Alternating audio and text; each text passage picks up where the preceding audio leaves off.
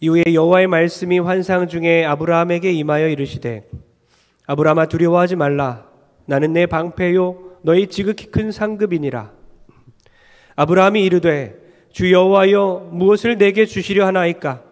나는 자식이 없사오니 나의 상속자는 이 다메섹 사람 엘리에셀이니이다. 아브라함이 또 이르되 주께서 내게 씨를 주지 아니하셨으니 내 집에서 길린 자가 내 상속자가 될 것이니이다. 여호와의 말씀이 그에게 임하여 이르시되 그 사람이 내 상속자가 아니라 내 몸에서 날 자가 내 상속자가 되리라 하시고 그를 이끌고 밖으로 나가 이르시되 하늘을 우러러 무뼈를 셀 수 있나 보라. 또 그에게 이르시되 내 자손이 이와 같으리라. 아멘. 여러분, 하나님께서 인간에게 내리는 가장 큰 형벌이 뭘까요? 작년에 로마서 강의 기억하시는 분 있나요? 5글자거든요. 하나님이 인간에게 내리는 가장 큰 형벌 5글자로 뭐죠? 예, 기억나시는 분들이 있어요. 천둥을 치심? 아니죠. 매를 때리심? 아니에요. 더 무서운 형벌이 있습니다. 뭐죠? 내버려 두심이죠. 자녀들이 말을 안 들어요. 엄마가 화가 났습니다. 차라리 빨리 맞았으면 좋겠는데 갑자기 엄마가 아무 말도 하지 않아요. 무슨 의미죠? 넌 죽었어, 이겁니다. 자녀들에게도 내버려 두는 벌이 가장 가혹한 벌이에요. 사랑하면 내버려 두지 않잖아요. 사랑하면 어때요? 못 살게 굴잖아요. 그래서 부부가 결혼 초기에는 서로 내버려 두지 않고 서로 막 괴롭힙니다. 그러다가 점점 시간이 지나면 아예 서로 내버려 둡니다. 어떠십니까, 여러분? 하나님께서 한 인간을 내버려 두면 그는 언젠가 더 크게 맞고 돌아오던가 아니면 아예 버려진 것이죠. 무신론자, 철학자 인거솔이라는 사람이 사람들 앞에서 이렇게 외쳤습니다. 하나님이여, 앞으로 당신에게 5분간만 시간을 드리겠소. 5분간 당신을 내가 저주할 것이요, 만약 당신이 살아있다면 나를 벌하시오 하면서 입에 담을 수 없는 말들로 하나님을 막 모욕했어요. 5분이 지났습니다. 무슨 일이 일어났을까요? 아무 일도 일어나지 않았습니다. 아무 일도 일어나지 않았어요. 그는 의기양양해서 사람들에게 이렇게 외쳤습니다. 여러분 보셨죠? 하나님 없습니다. 절대로 기독교에 속지 마십시오. 하나님은 그를 끝까지 벌하지 않았습니다. 하나님은 그를 내버려 두셨습니다. 하나님을 부인하고 하나님을 모욕하도록 그냥 내버려 두셨습니다. 그래서 그는 하나님을 믿을 수가 없었어요. 이것보다 무서운 벌은 없다는 것이죠. 그러니까 하나님은 그를 5분 동안 벌하시진 않았지만 영원한 지옥 형벌을 그에게 내린 것입니다.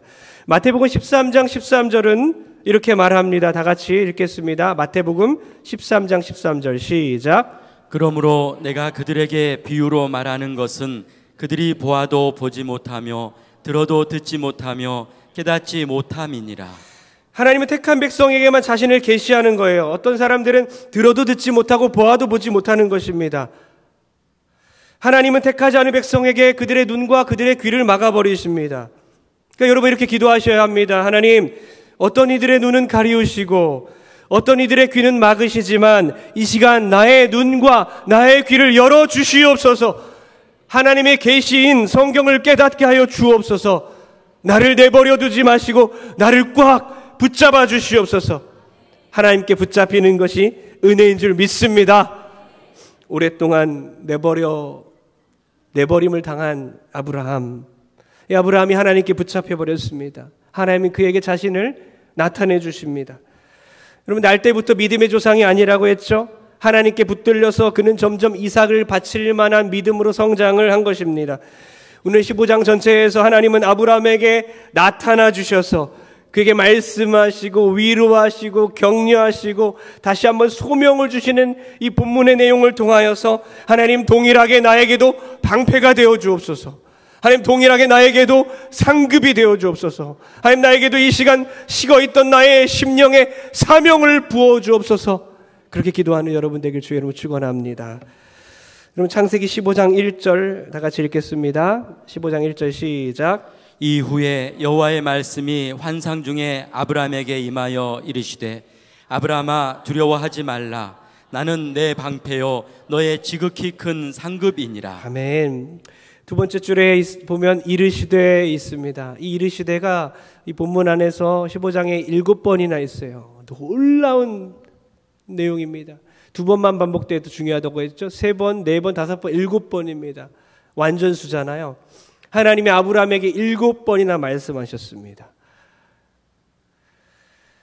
피조물인 우리는 아무리 노력해도 창조주이신 그 하나님을 알 수 있는 방법이 있을까요? 없을까요? 없습니다. 없어요. 피조물들끼리도 저차원 동물들이 고차원 동물을 알 수가 없잖아요. 그래서 차원이 다르다고 말을 표현하지 않습니까? 1차원, 2차원 동물이 3차원 동물인 인간의 세계를 전혀 이해할 수 없는 거예요. 도무지 이해할 길이 없습니다. 불가능한 거예요. 하물며 피조물끼리도 이해를 못하는데 피조물이 창조주 하나님을 어떻게 다 이해할 수 있겠습니까? 우리가 이해할 수 있는 최대치는 성경을 통해서 우리에게 허락하셨습니다. 창조주께서 당신을 우리에게 나타내 주시지 않으면 우리는 하나님을 알 수 없는 거예요.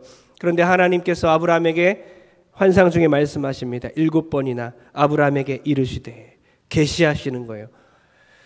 여러분 구약시대 때는 성경이 완성되지 않았잖아요. 그래서 환상을 통해서 특별한 방법, 기적을 통해서 가르쳐 주십니다. 근데 오늘날 성경은 완성이 되었습니다. 세상 사람들에게도 자연현상을 통해서 일반 계시라고 하죠. 일반 계시를 통해 하나님이 어떤 분이신지를 알 수 있고 나타내 주시죠. 그러나 특별 계시는 특별한 사람들에게만 주시는 거예요. 누가 특별합니까? 능력 있는 어떤 사람들? 특별한 은사를 사용하는 사람들? 아닙니다. 예수님 믿는 우리 모두에게 성령을 주셨습니다. 이곳에 지금 성령께서 운행하고 계십니다. 그 성령께서 예수 믿는 우리에게 성경을 통해서 말씀을 통해서 계시를 깨닫게 하십니다. 성경이 바로 특별 계시입니다. 우리는 하나님께 기도로 말하고 하나님은 성경을 통해서 우리에게 말씀하십니다. 그래서 여러분 모두 계시 받았습니다. 이미 우리는 계시 받았습니다. 이 계시의 말씀을 통해서 우리의 생명이 살아나고 우리의 삶이 회복될 줄 믿습니다. 아브라함에게 하신 하나님의 그 첫 마디는 무엇입니까? 자신을 나타내 주시면서 이르시되 두려워하지 말라. 왜 두려워하지 말라고 했을까요? 아브라함은 왜 두려워하고 있었을까요? 1절에 보면 이 일이 있은 후에 라고 합니다. 어떤 일이 있었죠? 지난주에 말씀을 우리가 생각해 보면 4개의 강대국들 5개의 나라가 연합하여 배반을 했지만 그 4개의 연합된 그 강대국을 이길 수가 없었죠. 그리고 패배한 나라들은 다 포로로 끌려가지 않습니까? 소돔성에 있었던 롯도 끌려가요. 그 북쪽으로 끌려간 롯을 조카를 구하기 위해서 아브라함이 318명을 데리고 가서 밤에 기습하여 구출하여 온 것입니다. 그리고 나서 두려움이 찾아오겠죠. 왜 두려움이 찾아올까요? 그 당시 전쟁이 숫자 싸움 아니겠습니까? 활과 창으로 싸우는, 칼로 싸우는 그런 재래식 전투 아닙니까? 318명으로 어떻게 강대국을 이길 수 있겠습니까? 또 쳐들어오면, 또 전열을 가다듬고 쳐들어오면 질 수밖에 없어요. 그래서 두려움이 찾아오겠죠. 또 어떤 두려움이 있겠습니까? 하나님께서 가나안 땅을 주시겠다, 후손을 주시겠다 약속을 하셨는데 불구하고 약속이 성취될 기미가 전혀 보이지 않는 것입니다. 그래서 두려운 것입니다. 사방팔방은 적군들에게 둘러싸여 있는데 미래가 보장이 안 되어 있기 때문에 두려운 것이죠. 그래서 하나님께서 아브라함에게 뭐라고 말씀하셨다고요? 두려워하지 말라. 그런데 놀라운 은혜가 여기 숨어 있습니다. 아브라함은 하나님께 나 두려워요. 하나님 나 두려워요. 하나님 확신이 없습니다. 라고 말을 하지 않았어요. 한마디도 하지 않았습니다. 두려움에 두 자도 꺼내지 않았습니다. 하나님 먼저 말씀하신 거예요. 얼마나 큰 은혜입니까? 하나님은 우리의 속마음을 다 꿰뚫어 보고 계신 거예요. 때론 우리가 말도 안 해도, 때론 끙끙대고만 있어도, 신음소리만 내고 있어도 하나님 죽겠습니다. 너무 괴롭습니다. 하나님 확신이 없습니다. 이렇게 사는 게 맞습니까? 하나님께 하소연만 해도 하나님 다 듣고 계세요. 아니 말도 하지 않아도 다 우리의 속마음을 알고 있기 때문에 하나님 먼저 말씀하고 계신 거예요. 참 은혜가 참 감사한 것은 성도님들 중에 어떤 분들은 정말 어쩌다 한 번이 아니라 계속해서 매 주일마다 하나님이 나에게 말씀하고 있다는 거예요. 저 같은 부족한 스피커를 통해서 하나님이 말씀하고 계세요. 얼마나 큰 은혜입니까? 그렇게 깨닫고 늘 하나님의 말씀을 듣고 살아가는 그분은 얼마나 귀한 분이십니까? 여러분, 하나님 우리의 속마음을 다 알고 계시는 거예요. CCM 찬양 주만 바라볼지라의 가사처럼 하나님 사랑의 눈으로 너를 어느 때나 바라보시고 하나님 인자한 귀로서 언제나 귀 기울이시니 어둠의 밝은 빛을 비춰주시고 너의 작은 신음에도 응답하시니 너는 어느 곳에 있든지 주를 바라고 주만 바라볼지라. 할렐루야. 주님은 우리에게 귀를 기울이시고 언제나 우리를 바라보고 계신 하나님임을 믿으시기 바랍니다. 아멘. 두려워하지 말라. 성경에 두려워하지 말라라는 말이 어떤 사람이 세봤대요. 저는 안 세봤습니다. 끝나고 한번 세보십시오. 365번이라고 합니다. 1년 내내 365일 내내 매일매일 분초마다 두려워하지 말라. 하나님 두려워하지 말라. 두려워하지 말라라고 말씀하시는 거예요. 여러분 사람을 두려워하는 분 혹시 여기 있나요? 인간을 두려워하는 분 있나요? 마태복음 10장 28절을 다 같이 믿음으로 읽겠습니다. 시작. 몸은 죽여도 영혼은 능히 죽이지 못하는 자들을 두려워하지 말고 오직 몸과 영혼을 능히 지옥에 멸하실 수 있는 이를 두려워하라. 아멘. 여러분 죽여봤자 우리 몸뚱아리라는 것입니다. 우리 영혼을 함부로 죽일 수 없는 사람 두려워하지 말라는 거예요. 우리 영혼을 어쩌지 못하는 믿지 않는 우리를 핍박하고 있는 남편이나 아내를 두려워하지 마십시오. 어떤 권세자들의 횡포나 그런 갑질도 두려워하지 마십시오. 범죄로 물든 이 세상을 두려워하지 마십시오. 두려워하지 마십시오. 두려워하지 마십시오. 하나님 우리에게 두려워하지 말라고 말씀하십니다. 말로만 말씀하는 게 아니에요. 뭐라고 말씀하시죠? 내가 너의 방패니까 두려워하지 말라. 내가 너의 방패니까.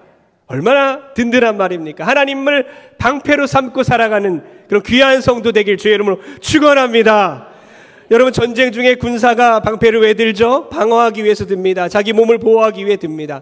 하나님이 나의 방패가 되어주시겠다니 얼마나 든든한 방패이겠습니까?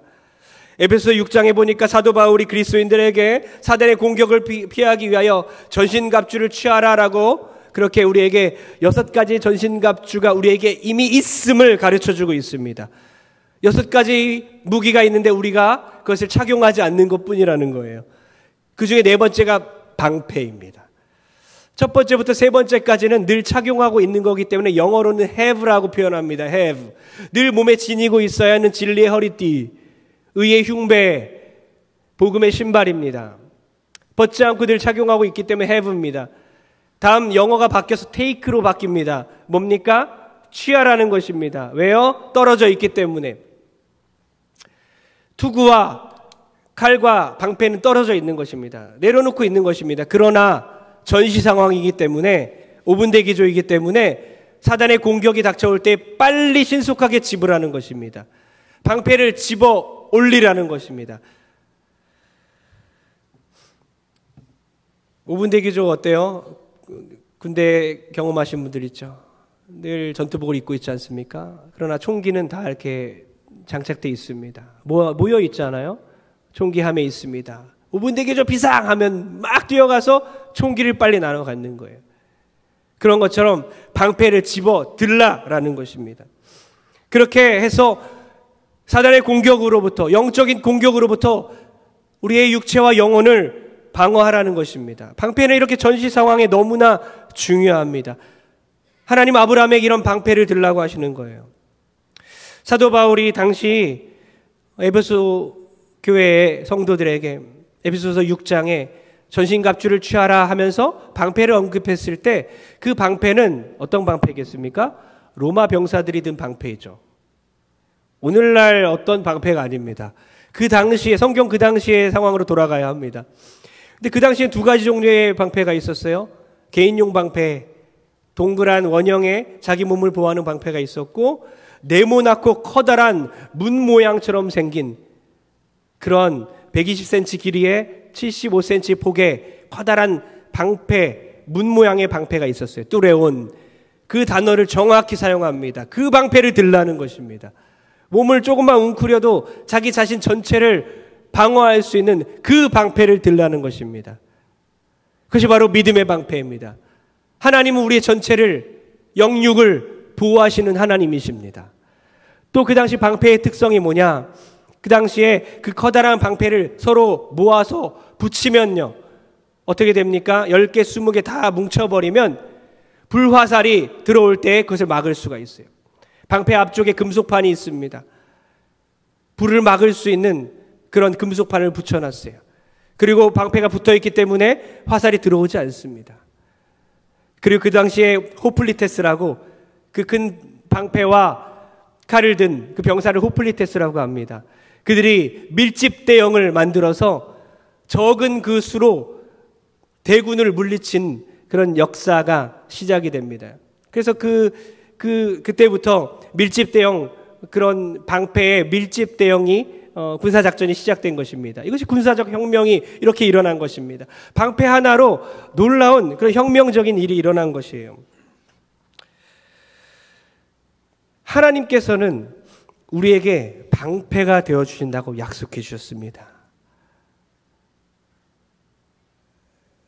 칼로만 있어도, 칼로만 공격할 때 권총 하나로 이기지 않습니까? 권총을 다 들고 있지만 탱크 하나를 못 이기지 않습니까? 하물며 하나님이 우리의 방패가 되어주신다니, 어떤 공격 무기도, 어떤 사단의 공격도 하나님이 우리의 방패가 되어주시면 우리의 영혼이 무너지지 않고 낙심하지 않을 줄 믿습니다. 아브라함은 전시 상황입니다. 그래서 방패가 너무 중요해요. 하나님께서 그의 방패가 되어주신다고 약속하셨습니다. 누가 아브라함을 이길 수 있겠습니까? 누가 아브라함을 무너뜨릴 수 있겠습니까? 오늘날 우리도 마찬가지입니다. 지금이 비상입니다. 우리 그리스도인들 비상입니다.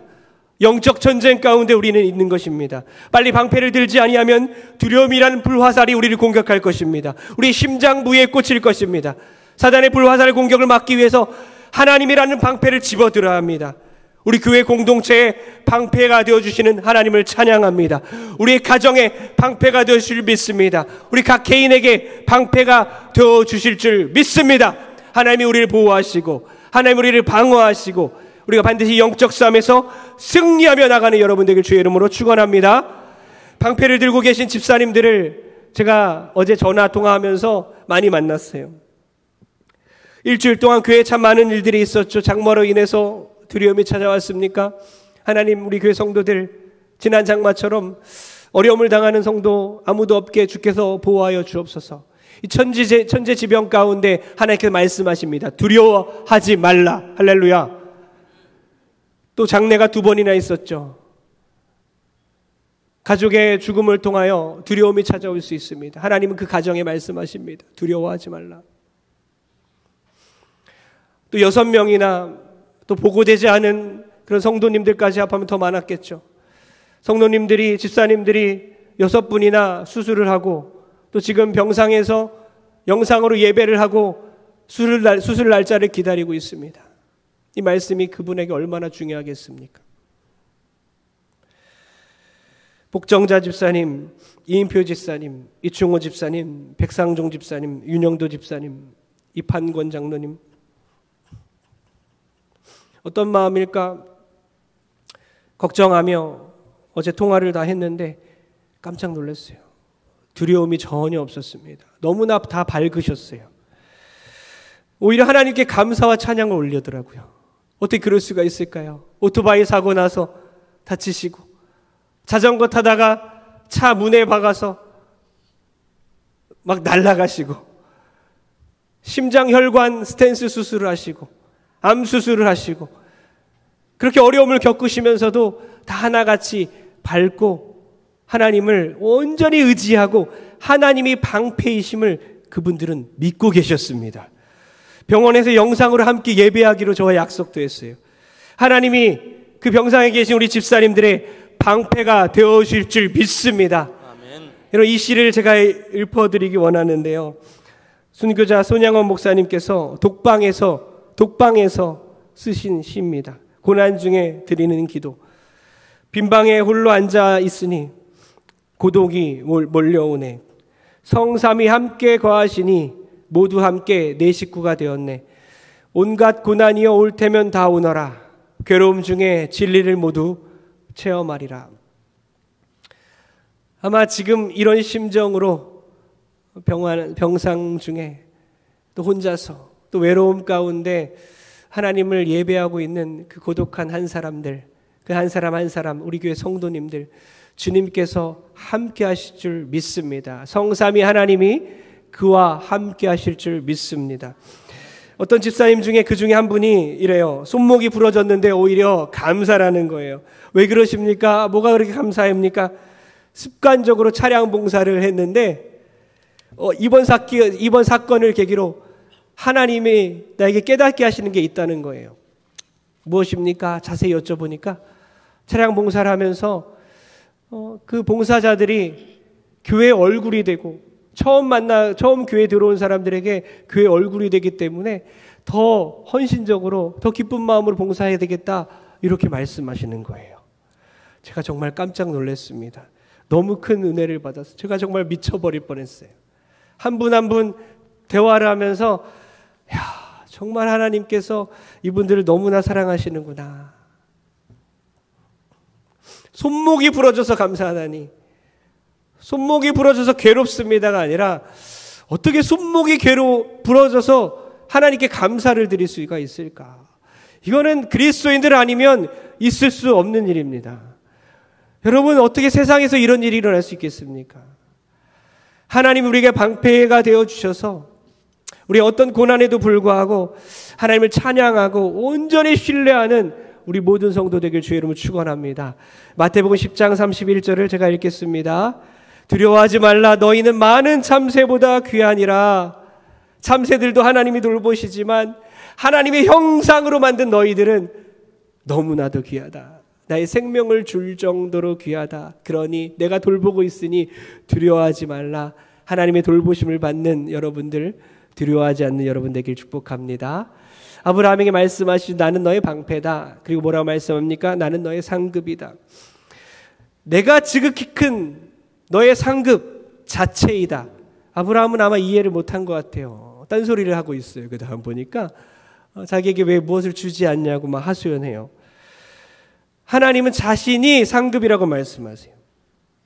다른 어떤 것이 아니라는 거죠. 내가 어떤 상급 줄게, 어떤 선물 줄게, 어떤 것으로 보상해 줄게. 우리 늘 그것만 바라고 있잖아요. 산타 할아버지 선물 주세요, 이러고 있지만 하나님은 산타 할아버지가 아니에요. 선물 한두 번 주고 가버리는 분이 아닙니다. 하나님 우리 아버지가 되십니다. 하나님은 우리 아버지가 되시기 때문에 우리에게 전부를 주시는 것입니다. 자기 아들을 아끼지 아니하시고 우리 모든 사람을 위하여 내어주신 이가 어찌 그 아들과 함께 모든 것을 우리에게 은사로 주지 않겠느냐. 여러분, 이 말씀 믿으십니까? 제가 이 사도 바울이 한 이 말씀 로마서 강의하면서 이 말씀 가운데 숨겨있는 그 당시 논증 방식을 설명한 적이 있습니다. 그 당시 랍비들이 사용하는 7가지 논증 방식 중에 하나입니다. 이 로마서 8장 32절 이 구절의 말씀의 논증 방식은 포르티올이란 논증 방식이에요. 강한 것으로부터, 라틴어인데요. 강한 것으로부터란 뜻입니다. 그게 뭐냐면요. 아주 어려운 문제를 해결함으로써 그것보다 더 쉬운 문제는 자동적으로 해결된다는 원리입니다. 아들까지 주셨는데 무엇을 못 주겠느냐. 하나님께서 아들까지, 생명까지 주셨는데 너희를 사랑하고 돌보지 않겠느냐. 이런 논증 방식을 사도 바울은 사용하고 있는 것입니다. 여러분, 하나님께서 우리에게 모든 것을 주셨습니다. 우리에게 고난을 없애준다는 뜻이 아닙니다. 영원한 은혜를 주셨고 영원한 행복을 주셨고 무한한 기쁨을 결국 주실 줄 믿습니다. 눈앞에 놓인 그 장애물 때문에 믿음을 잃지 말아야 합니다. 여러분, 세상적인 복들을 받으면 좋지요. 편리하지요. 평안까지는 못 주겠지만 마음이 편하겠죠. 그러나 하나님이 좋은 분들은 때로는 못 누리고 때로는 못 가져도 하나님 때문에 행복한 것입니다. 하나님만 있으면 됩니다. 하나님만 있으면 됩니다. 할렐루야. 하나님 한 분으로 만족하는 그분이 우리의 상급이 되어주신다. 하나님이 나의 상급이 된다. 하나님이 나의 상급이 되어주신다. 이 말씀을 깨닫고 살아가는 여러분 되길 축복합니다. 하나님은 아브라함에게 그렇게 말씀하시고 그에게 이제 자손과 땅에 대한 약속을 주십니다. 15장 5절을 읽겠습니다. 15장 5절 시작. 그를 이끌고 밖으로 나가 이르시되 하늘을 우러러 뭇 별을 셀 수 있나 보라. 또 그에게 이르시되 내 자손이 이와 같으리라. 아멘. 아니, 딴소리를 하니까 하나님이 상급이라는데, 하나님 자체가 우리에게 주신 최고의 상급이라는데 매일 다른 상급 달라고 하지 않습니까? 아브라함도 무엇을 주겠습니까? 왜 자식 안 줍니까? 이 얘기하는 거예요. 하나님은 떼끼 이놈아 이러지 아니하시고 이제 엘리 땅의 사람, 너가 길리운 사람, 다메섹 사람 엘리에셀 아니야. 내가 약속한 그 사람을 주겠다. 너의 몸에서 자식을 낳게 하겠다 하면서 밖으로 끌고 나가세요. 시각적인 그런 교육도 해주시는 거. 얼마나 친절하신 하나님이신지. 이리 와봐. 나와봐. 왜요? 나왔어요. 뭐가 보입니까? 하늘을 봐봐. 하늘을 봤어요. 뭐가 보여? 별들이 보이잖아요. 별들 셀 수 있니? 라고 하나님 물어보세요. 아브라함에게. 셀 수 없잖아요. 이와 같이 너의 자손들도 별들처럼 많아질 거야. 하나님은 우리에게 너무 우리를 사랑하셔서 우리에게 약속을 주시고 늘 친근하게 다가와 주신 하나님입니다. 그 하나님의 친절한 팔에 안기시고 그 하나님의 사랑의 품에 안기신 여러분 되길 축복합니다. 또 하나님은 아브라함에게 무엇을 약속하십니까? 언약을 체결해 주셔요. 이번에는 시각적인 것뿐만 아니라 어떤 언약식을 함께 진행하십니다. 창세기 15장 9절 읽겠습니다. 시작. 여호와께서 그에게 이르시되 나를 위하여 3년 된 암소와 3년 된 암염소와 3년 된 숫양과 산비둘기와 집비둘기 새끼를 가져올지니라. 아멘. 이게 뭐냐면 이제 언약을 맺자 이거예요. 그런데 이 말씀만 했는데 정말 여러분 15장 나중에 꼭 읽어보십시오. 제가 로마서 지금 창세기 나가고 있으니까 미리미리 읽어오면 좋다고 말씀드렸잖아요. 15장 꼭 한번 읽어보십시오. 어떤 내용이냐면 지금 제사를 준비하라 이거예요. 지금 새와 양과 염소와 이런 것들을 쪼개어 놓으라는 겁니다. 이 말씀밖에 안 했어요. 근데 아브라함이 다 알아들었어요. 구체적인 명령이 없었는데도 불구하고 쪼갤 건 쪼개고 또 새들은 쪼개지 않았습니다. 준비를 일사천리로 거침없이 그냥 다 해버립니다. 왜 아브라함은 이 말만 듣고 해버렸을까요? 우리는 잘 알아듣지 못하겠잖아요. 이게 뭐 하는 거지 지금? 하나님과 아브라함은 지금 뭐 하는 것일까? 아브라함 다 알아듣고 그 당시 관습 때문에 고대 근동지방의 왕들끼리의 군신 조약을 맺는 관습이 이랬습니다.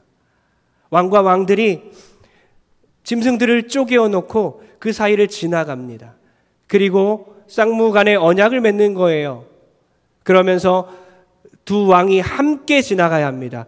두 왕이 함께 지나가서 만약 이 언약을 조약을 지키지 아니하면 우리는 이 쪼개어진 짐승들처럼 죽임을 당할 것이다. 이런 그 당시에 언약이 있었던 겁니다. 아브라함은 하나님이 준비하라 하니까 탁탁탁탁 척척 알아듣고 딱딱딱 다 준비를 해버린 것입니다. 그리고 하염없이 기다리고 있어요. 솔개가 짐승 사체를 먹으려고 막 돌고 있습니다. 지금 아브라함은 그걸 쫓고 있습니다. 그리고 밤이 어둑해졌어요. 그때까지 아무 일도 일어나지 않아요. 근데 하나님께서 갑자기 응답하시죠. 우리 창세기 15장 17절 읽겠습니다. 무슨 일이 일어났는지 다 같이 시작. 해가 져서 어두울 때에 연기 나는 화로가 보이며 타는 횃불이 쪼갠 고기 사이로 지나더라. 아멘. 해가 져서 어두워지니까 횃불이 쪼갠 고기 사이로 싹 지나가는 거예요. 이것을 무슨 언약이라고 하냐면요, 횃불 언약이라고 합니다. 횃불 언약. 뭐라고요? 횃불 언약입니다. 이 횃불 언약의 특징이 있어요. 뭘 것 같습니까? 많은 언약들이 있는데 횃불 언약의 특징이 있어요. 분명히 쪼개어진 그 짐승들 사체 사이로 양쪽 왕이 같이 지나가야 하는데 지금 하나님께서 홀로 지나가신 것입니다. 아브라함은 그것을 통과하지 않았습니다. 무엇을 의미할까요? 하나님께서 홀로 생명을 담보로 이 언약을 지키시겠다는 쌍무 언약이 아니라 한쪽에서만 의무를 지는 편무 언약을 말하는 거예요. 횃불 언약의 특징은 편무 언약입니다. 쌍방의 언약이 아니라 일방적인 언약이라는 거예요. 예수님을 2000년 전에 급기야는 이 땅에 보내주셔서 생명을 우리에게 주시는 것입니다.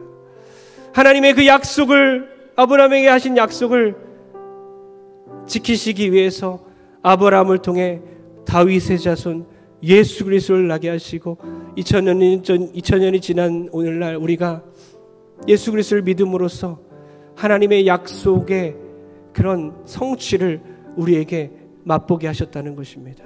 우리가 구원의 주인공이 되고 있는 거예요. 그것도 쌍무 언약이 아니라 우리는 늘 하나님을 배반하고 하나님을 거역하고 우리 멋대로 살아가고 있지만 하나님께서는 그 약속을 홀로 이행하기 위해서 지금도 성실하게 예수님을 보내주셨던 것처럼 지금도 우리를 성실하게 사랑하시면서 우리를 이끌어 가십니다. 그분이 우리의 하나님이십니다. 그러므로 여러분 두려워하지 마십시오. 하나님 우리의 방패 되시고 우리의 상급이 되시고 더 나아가서 방패뿐만 아니라 너의 상급이 될 뿐만 아니라 이제는 사명적 존재가 되기 원하십니다. 왜요? 예수 십자가 은혜를 받았으니 이제 나아가 복음을 전하는 사람으로 살라는 것입니다. 아브라함도 그랬어요. 아브라함과 이삭의 당대에만 복을 주신 게 아니에요. 400년 전에 일어날 일들을 하나님은 이 횃불 언약에 말씀하시고 계셔요. 너 때 일어날 일이 아니야. 여러분 우리가 지금 살아가고 있는 이 시간들을 보십시오.